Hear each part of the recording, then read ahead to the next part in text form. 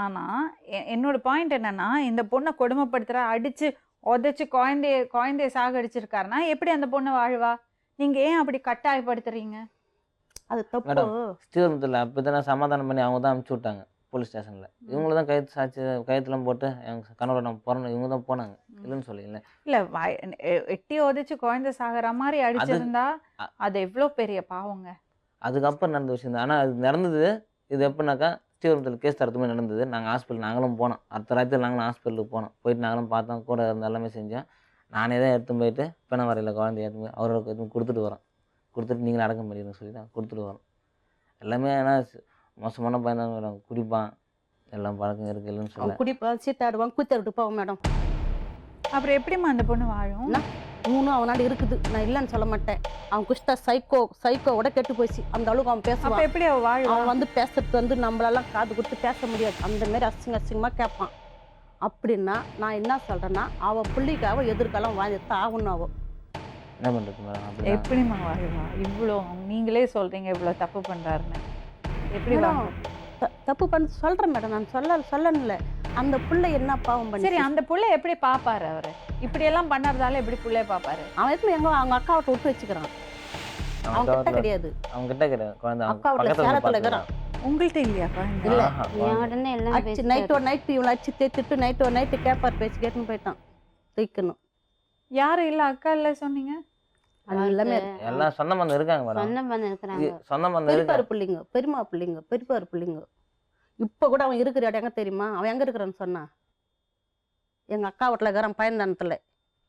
அங்கத்தான் 6 மாசமா துண்றான் சாப்பாடு. இப்போ என்னன்னு வந்த இடத்துல வந்து நான் சேலத்துலேருந்து வந்தேன்னு சொல்லுவான்.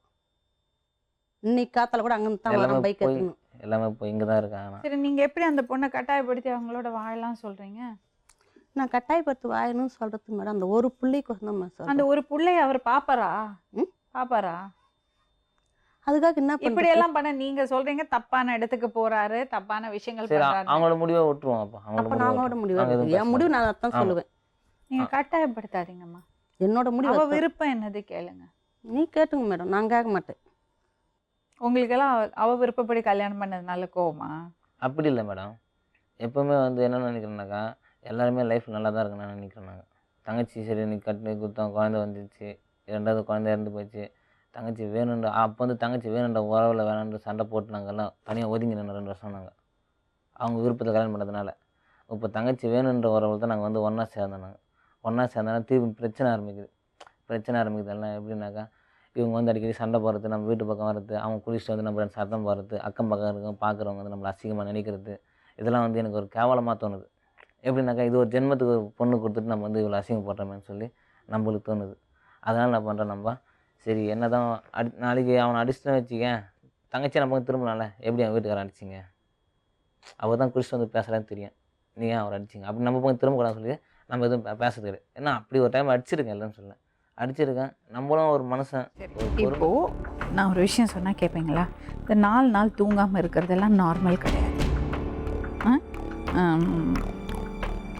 நீங்கள் உங்கள் சந்தேகம் உண்மையாக இருக்கலாம், பொய்யாக இருக்கலாம். ஏன்னா அது நீங்களே பார்க்கல. நீங்கள் ஒரு கணிப்பில் சொல்லுங்கள். இந்த குழப்பம் சரியாகணும்னா முதல்ல நீங்கள் நல்லபடியாக தூங்கணும். உங்கள் உடம்பு தெம்பாக இருக்கணும். அப்போ தான் யார் என்ன பண்ணினாலும் கிண்டல் பண்ணாலும் உங்களுக்கு வந்து அதை ஃபைட் பண்ணுறதுக்கான மனசுக்கு தைரியம் வரும். மேடம் முதல்ல நான் இந்த மாதிரி ஒரு அந்த கணிப்பு இந்த மாதிரி நடக்குதுன்னு தோன்று தெரிஞ்ச விஷயம். நான் வேலைக்கு போன இடத்துல எங்கள் ஓனர் அவருக்கு ஃபோன் பண்ணி கேட்டால், இந்த மாதிரி நான் இங்கேருந்து பேசுகிறேன், உங்களுக்கு இவரை பற்றி எந்த மாதிரி தகவல் வந்துச்சுன்னு சொல்லிட்டு நீங்கள் அவர்கிட்ட கேட்டிங்கன்னா கண்டிப்பாக நீங்கள் கேட்குறீங்கிறதுக்காக அவர் உண்மையை சொல்லுவார். அப்போ உங்களுக்கு உண்மை தெரியும் மேடம். சரி, அப்படி யாரோ ஒருத்தர் உங்களை பற்றி பரப்புகிறாங்கன்னே வச்சுங்களேன், அது இவர் தான் பண்ணியிருக்காருன்னு கன்ஃபர்மேஷன் கிடையாது. உங்கள் கணிப்பு தானே. ஆனால் நான் ஒரு விஷயம் உங்களுக்கு சொல்ல போகிறது உங்கள் வாழ்க்கையை அது வந்து சீர் பண்ணிக்கிறதுக்கு உதவும். கேட்பீங்களா? கண்டிப்பாக மேடம். சொன்னால் கேட்பீங்களா? கண்டிப்பாக பண்ணிக்கலாம். சரி, நம்ம நீங்கள் சந்தேகப்பட்டது உண்மையாக இருக்குன்னே வச்சுங்களேன். இது எப்படி நீங்கள் எதிர்கொள்ளலாம் தெரியுமா? நீங்கள் கான்ஃபிடெண்ட்டாக இருக்கணும், தன்னம்பிக்கையோடு இருக்கணும். தன்னம்பிக்கை இருந்தால் இந்த உலகத்தில் சாதிக்க முடியாத விஷயமே கிடையாது. தன்னம்பிக்கையை நீங்கள் விடக்கூடாது.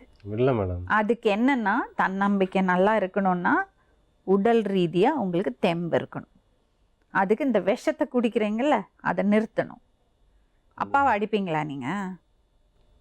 சண்டையில் அடிச்சிருக்கேன். அப்பாவை கையை நீட்டு அடிக்கலாமா? அடிக்கக்கூடாது மேடம். உங்கள் பையன் உங்களை அடித்தா நீங்கள் சும்மா இருப்பீங்களா? உங்கள் 2 பசங்க இருக்காங்கல்ல, இப்போ அவங்க 2 பேரும் ஒருத்தருக்கு ஒருத்தர் சண்டை போட்டுன்னா உங்களுக்கு எப்படி இருக்கும்? பெற்றவங்களுக்கு மரியாதை கொடுக்கறது இல்ல? இதெல்லாம் காலையில கேட்டோம்னா என்ன எனக்கு தெரியாதுன்னு சொல்லுவாங்க. அதுதான் பிரச்சனையே வந்து இந்த குடிப்பழக்கம் தான். உங்கள் பிரச்சனையே வந்து உங்கள் குடிப்பழக்கம் தான். நீங்கள் போயிட்டு முதல்ல உங்கள் உடம்பை தேர்த்துக்குங்க. ஒரு டாக்டர்கிட்ட நான் பேசியிருந்தேன் ரீசெண்டாக. அந்த டாக்டர் எங்கள்கிட்ட தான் சொல்லிட்டு இருந்தார், இந்த தண்ணி அடிக்கும்போது ஒவ்வொரு உறுப்பையும் அது வந்து பலகீனமாக்கும். உங்களுக்கு மட்டும் இல்லை, உங்களுக்கு பிறக்க போகிற குழந்தைகளும் வீக் ஆகிடும். உங்களுக்கு பலகீனம் இருக்குன்னா அதுக்கு ஒரே காரணம் உங்கள் குடிப்பழக்கம்.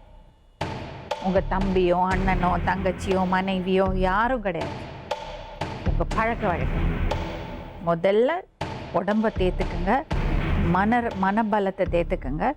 அதுக்கப்புறம் நீங்களே எதிர்கொள்ளலாம். உங்களுக்கு நாங்கள்லாம் தேவையே இல்லை. முதல்ல உங்கள் ஒய்ஃபை நம்புங்க தம்பி. மேடம் இப்போ வந்து நான் என் பொண்டாட்டியை நம்பாமல் நான் இவங்களை கூட்டின்னு வந்து நான் இங்கே உட்கார வச்சு கேட்கணும். உங்கள் ஒய்ஃபை இப்போ சுற்றி நடக்கிற சூழ்நிலை இது ரெண்டும் என் பிள்ளைங்க தான், எனக்கு தான் பிறந்துச்சு அப்படி நிரூபிக்க வேண்டிய கட்டாயத்தில் என்னை சுற்றி இருக்கிறவங்க என்னை தள்ளி விட்ருக்காங்க மேடம். சரி, இப்போ அவங்களுக்கு நான் வந்து நீங்கள் இப்படியெல்லாம் பேசுனீங்கன்னா அந்த பொண்ணோட மனசு எவ்வளோ வேதனைப்படும்? அவங்களுக்கு நான் சொல்லியிருக்கேன் மேடம். எவ்வளோ வேதனைப்படும். எல்லாரும் அப்படி கேட்டுட்டு இருந்தா என்னப்பா உலகம்? தாய் சொல்கிறது தான் தந்தை. எல்லாத்தையும் கேள்வி கேட்கலாமா? இதெல்லாம் கேள்வி கேட்கலாமா? அவங்க என்கிட்ட சொன்னாங்க எவ்வளோ உங்களை பிடிக்கும்னு. அவங்கள்ட்ட எந்த பிரச்சனையும் கிடையாதுல்ல உங்களுக்கு? அவங்கள நல்லா பார்த்துப்பீங்களா? கண்டிப்பாக மேடம். நீங்கள் கிளம்புங்கம்மா, வாசலில் வெளியே இருங்க. சரியா? ஒன்றும் இல்லைம்மா, நத்தி. ஓகே, உட்காருங்க. நீங்கள் உட்காருங்க. நீங்கள் எங்கே போகிறீங்க? ரேவதி போனால் பின்னாடியே போயிடுவீங்களா? ஆ சரி, இப்போ நீங்கள் 2 பேரும் என்ன பிரச்சனை இருக்கோ இப்போ பேசி தீர்த்துக்கணும். எதுவாக இருந்தாலும் மனசை விட்டு பேசுங்க பார்ப்போம். உங்களுக்கு என்ன சந்தேகம் இருந்தாலும் அவர்கிட்ட கேளுங்க. தம்பி, அவரோட சந்தேகத்தை தீர்த்து விடுங்க. சரியா?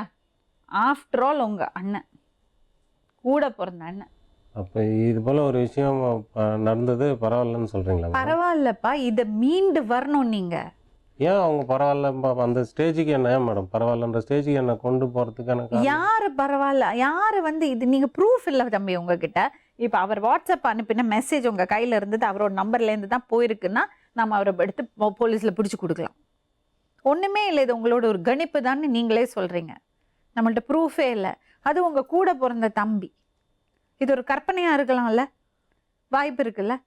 உங்கள் தாழ்ந்த மனப்பான்மை உங்களை அப்படி கற்பனை பண்ண வைக்கலாம்ல? அந்த தாழ்ந்த மனப்பான்மையிலேருந்து நீங்கள் வெளியே வாங்கலை. ஃபர்ஸ்ட் ஆஃப் ஆல் நீங்கள் அவர் உங்களை டேமேஜ் பண்ணிவிட்டு அவர் எதுவும் சாதிக்க போகிறதில்ல. அதுக்கான டைமும் இல்லை அவருக்கு. உங்கள் டயத்தை நீங்கள் வேஸ்ட் பண்ணாதீங்கன்னு தான் நான் சொல்லுவேன். இதுக்குள்ளே பூந்து தயவு செஞ்சு நீங்கள் ரொம்ப இம்பார்ட்டண்ட்டான ஆள் தம்பி. உங்கள் வேல்யூவை நீங்களே கெடுத்துக்காதீங்க. நீங்கள் ரொம்ப முக்கியமான ஒரு நபர். உங்களுக்கு என்ன வயசு? 32 வயசு. 32 வயசு.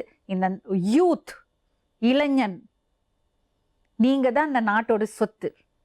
நீங்கள் வந்து நல்ல விஷயங்களில் ஈடுபடுங்க.